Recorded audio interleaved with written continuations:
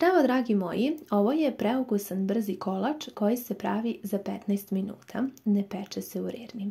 Potrebno vam je 180 ml mlijeka, zatim 100 g kristal šećera i jedno pakovanje vanil šećera. Uključite ringlu na dosta jaku vatru, unutra dodajte još i 100 g margarina ili putera koji ćete malo da usitnite na kriške, pa sada sačekajte da se polako šećer rastopi zajedno sa margarinom. Kao što sam rekla, ovo je jako brzi recept i mislim da će vam se jako dopasti. Unutra ćemo dodati još i 100 g čokolade za kuvanje. Možete dodati bilo koje čokolade koje imate, pa ćemo to sada sve zajedno da mešamo. Kaže, može slobodno vatra da bude i dosta jaka dok se svi ovi sastojci lepo ne rastope. Vi po želji probajte ukus, pa ukoliko volite da to bude slađe, možete slobodno dodati i više šećera, ali po meni je ovo neka, da kažem, sasvim dovoljna količina da kolač ne bude previše sladak. Kada se sve zajedno rastopilo, možete slobodno isključiti vašu ringlu. Dodajemo 200 g mlevenih oraha. To vam je jedna šolja od 300 ml, ne baš prepunjena. Potom dodajemo i 200 g keksa mlevenog, to je prepuna šolja od 330 ml. Ako vas mrzi da merite, možete slobodno ovako na šolje. Kao što sam rekla, ringla je isključena i sada ćemo sve zajedno da promešamo da se sada ovi svi sastojci lepo sjedine. Ovaj kolač, kao što vidite i po sastojcima, jako će biti ukusan, a prilično se jednostavno priprema. Sada možete skloniti sa ringle i još ćemo sve zajedno promiješati. Unutra možete dodati neku aromu. Ja sam dodala malo arome ruma. Vi možete i neku drugu, ne morate ništa. Zavisno od vašeg ukusa. Meni se baš sviđa kada imamo kombinaciju čokolade sa orasima da dodam rum.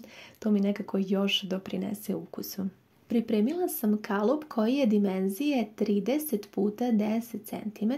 Prethodno sam ga malo pokvasila sa vodom, a zatim stavila ovako prijanjajuću foliju. I sada ćemo da izlijemo ovu smesu koju smo spremili. Možete slobodno i ovako toplu, neće ništa biti. Što se kalupa tiče, možete koristiti i neki drugi oblik, ali eto otprilike znači ta površina 30 x 10. Dobro zagladite i sad meni je bilo najlakše da uzmem ovako tu prijanjajuću foliju pa da dobro utisnem smesu kako bi mi se svuda jednako ravnomerno rasporedila kada se sada kolač ohladi, da imamo stvarno lepe štangle ili kocke, zavisno kako sečete. Još ćemo otopiti čokoladu. Uzet ću 100 g čokolade za kuvanje i dodat ću još oko 2 do 2,5 ovako supene kašike ulja da bi se čokolada lepo rastopila. Topim je, kao što vidite, na par i to će biti stvarno jako brzo gotovo. Kada se ona ovako rastopi i bude lepo gusta, smesa u kalupu se taman tek malo ohladila, nije mnogo, ali taman dovoljno, i sada ćemo da uklonimo prijanjajuću foliju. I na ovaj način sam ja 100% sigurna da se smesa lepo utisnula u kalup. Preostaje nam sada još da uzmemo ovu otopljenu čokoladu i da je prelijemo preko smese. Nadam se da će vam se ovaj recept dopasti zbog jednostavnosti pripreme. Možete ga spremati stvarno bilo kada, a ukus ovog kolača mislim da niko ne može odbiti. Dobro ćemo sa svih strana ravnomerno da premažemo otopljenu čokoladu, pa da odnesemo u frižider da se sada kolač lepo stegne. Kako sam ja ovaj kolač pravila dosta kasno uveče, meni je stajao tokom cijele noći u frižideru i jako lepo se stegnuo, kao što sada imate priliku da vidite. Međutim, vi ukoliko žurite, slobodno kalup možete staviti i u zamrzivač, naravno brže će se stegnuti i moći ćete već nakon kratkog vremena da sečete jako lepe parčiće.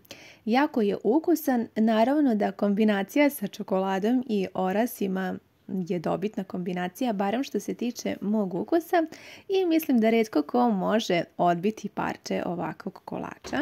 A još kada pomislite da vam za njegovu pripremu nije potrebno više od 15 minuta, pa šta da vam kažem osim da vam predlažem da obavezno ovaj recept isprobate. Vi mi pišite da li ste pravili nešto slično, ako niste imate moju veliku preporuku da isprobate. Ja nisam mogla da odolim pa sam ovako nekoliko puta sekla da vidite koliko je to fino, sočno, mekano, ukusno, ma preukusno, fantazija. Isprobajte, hvala vam mnogo na gledanju i ljubim vas sve puno.